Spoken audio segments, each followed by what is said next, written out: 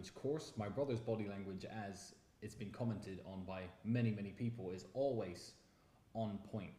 But I'm here today to talk about how you and your best friend, your brother, your companion, whoever you like to hang out with, how your body language can complement each other. Now, the main reason for this isn't to be combat ready, as Andrew touched on in a previous video, but it's more to avoid confrontation. Now, me and Andrew are very controversial characters. Almost nobody who knows who we are likes us. You are one of the few people, you're one of the elite, the people who actually understand what we're talking about and like what we have to say, but most people don't. That said, we are never started on in the real world. Now, of course, now we're well-renowned kickboxing champions, but we've always had the same principles and the same body language and the same mannerisms. And we've noticed that people do not start on us very often. And the best way to avoid conflict and to avoid combat is to be perceptive.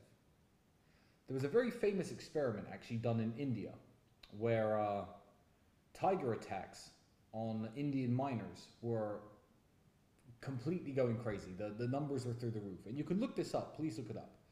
And the solution they came to avoid tigers attacking the miners, was these miners would take human-faced masks and wear them on the back of their heads.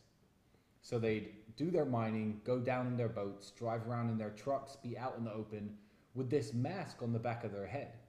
And if you look it up on Google Images, for sure you'll be able to find exactly what I'm talking about. You'll see that the masks look stupid. It looks ridiculous. It was only a very minor touch that these guys thought about the problem and actually applied something. But tiger attacks essentially dropped to zero. Now men, very much like tigers, are big pussies too. I just thought of that. I didn't actually write this. But what you'll find is everyone's a coward and no one wants to fight one-on-one. So even if there's only two of you, your body language, how you stand, and where you place yourself can be a massive deterrent to being started on or having any kind of physical confrontation. Now in school they teach you things like a strong handshake, and I'm sure the basis of this is in every single course or guide to body language in the world, but they teach it for the wrong reasons. In school I was taught that a strong handshake makes the person who I want to employ me like me more or take me more seriously. But you could convey many different expressions and emotions with something as simple as a handshake. If I'm in a room with a group of people who may or may not be hostile, if I'm in a room with a group of people who may or may not be hostile, the standard good handshake they'll teach you to give with the right expression on your face can also mean, don't fuck with me. It can say, I'm stronger than you.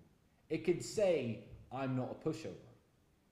These are things that people don't think about because it's never taught. Everyone's taught how to shake hands, to say, please employ me, please give me a job. But many other things can be conveyed with just a handshake. Now, when me and Andrew are out in public, we're always watching each other's backs. Now, paranoia isn't cool, it isn't sexy, and it isn't really alpha to be paranoid all the time that somebody's going to start on you. I know people who walk through the world in this way. They're scared of everything and everybody. The police, the person walking behind them, they're jumpy. That's not what I'm talking about, and that is not the way men like me and Andrew behave.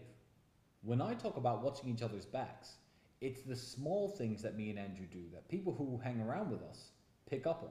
You guys at home won't see these things because they're never recorded and they're never on camera.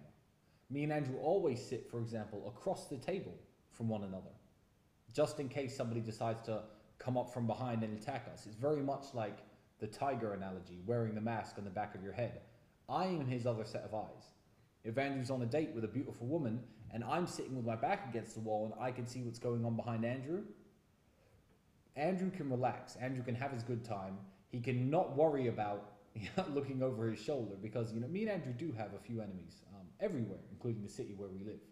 This doesn't just apply when you're with somebody else, but it can very much apply to yourself. Are you by yourself? Are you in Starbucks getting a coffee, about to do some work on your laptop? Fine. be very careful about where you sit. Choose somewhere where your back is against the wall. Like right now, I'm sitting in a corner. I can see everything that's going on in the room in front of me. This is the place you want to sit. Not because you think somebody's going to come up and attack you, not because you are scared of assailants or muggers or robbers. Just being able to see everything that goes on in the room gives you the chance to react to situations. I guarantee if you were to look at some of the violent, crazy things that have happened in Europe, from bombings to terrorist attacks in the last few years, some of the people who survived because of where they were sitting. And it wasn't chance. A few of the people, I'm sure, were self-aware enough to be perspicacious about their environment, to sit in the corner, to watch what's going on, to be able to react to the environment around them. Now, when I see people with headphones in, slouched over a table with their coffee, typing away on their laptop, and the whole room's behind them and they're facing a wall, they look like a target to me. You don't have to be a tiger to know that that person is a target. If anything goes down in that coffee shop, if anything goes down in that restaurant, that person is going to be one of the first to die. So watch each other's backs and sit across the table from one another always. I have had people who I've invited over to Eastern Europe who assume that me and Andrew are the kings of everywhere we go. Mostly because me and Andrew are very adept fighters and we can handle ourselves very well. But you need to understand, in most situations, from Western Europe to Eastern Europe, when you go to very expensive, exclusive places, nightclubs, first-class lounges at airports, the people around you are your equals or your betters in some respect, financially or something, in one way or another. Now, if I'm in a club and I'm sitting in the VIP section, there are 6 tables only in an entire club that has maybe 2,000 people in it. I know those other people are somebody's too. Very rarely will a club just let some loser in to sit around and drink their super expensive alcohol, and even then it's a promoter who knows people or who's friends with the owner or something like that. Now, me and Andrew hang out in Eastern Europe a lot, so watching each other's backs isn't just actually viewing your surroundings and knowing what's going on around you, your self-awareness. It's also how you interact with the people who surround you. To give you an example, if I sit down at a table and there are 3 or 4 dudes, a number of dudes who outnumber us to my right. Now, this has happened plenty of times where there are 6 or 7 girls on my table. Now, how you assert yourself is going to determine whether or not those guys try to roll up on your women. You're only 2 guys, you're with 6 girls. They assume that these girls are friends of my girlfriend. They don't know I'm fucking 3 and Andrew's fucking 3. So of course it's natural and normal for other guys to at least think about talking to the girls who've come with you to the club. That doesn't happen to me and Andrew because of the way we assert ourselves. What you'll typically find is the most confident amongst them works as a scout. Will say hi, will say, can I borrow a lighter from one of the girls? When that happens, always ask the girl if she's okay afterwards. I do it all the time. A guy will be like, excuse me, do you have a lighter to one of my girls? I'll say, hey, you okay? And touch her arm gently. So the guy says, oh, I was just asking for a lighter. No problem, my friend.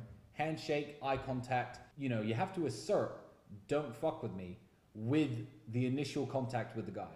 If I just turn my back and ignore him, after the lighter's been borrowed and he gives it back, he's going to say, where are you from? Who are you? What's up? You know, you have to cut things off the moment they happen. You have to nip it in the bud.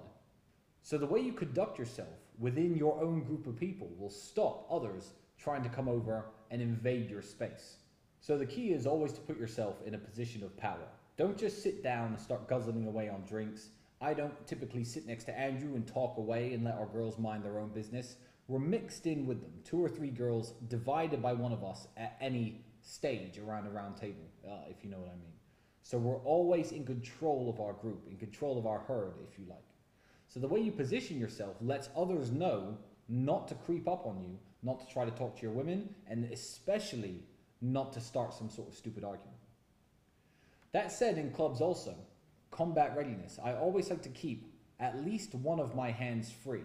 If my hand isn't free, it's something that can be used as a weapon. Now, I've, in my life, been in maybe 2 fights inside of nightclubs. None of them in Eastern Europe. It's more of an England thing. And I avoid conflict at all costs.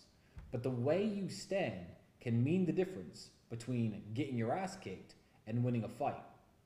Typically, even if I'm smoking a cigar, the cigar can be easily dropped. I'll keep it in my left hand.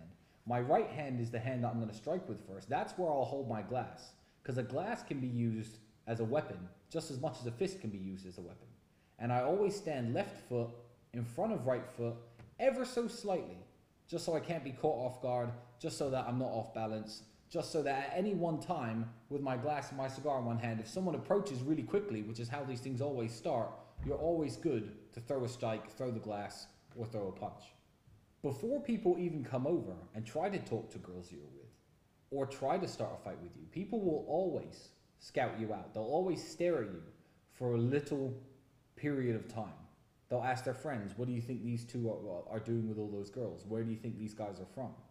So when you catch them looking at you, don't stare them out. Don't put an aggressive look on your face, because that just makes them want to fight you more, especially if you're outnumbered. That's going to encourage a physical altercation.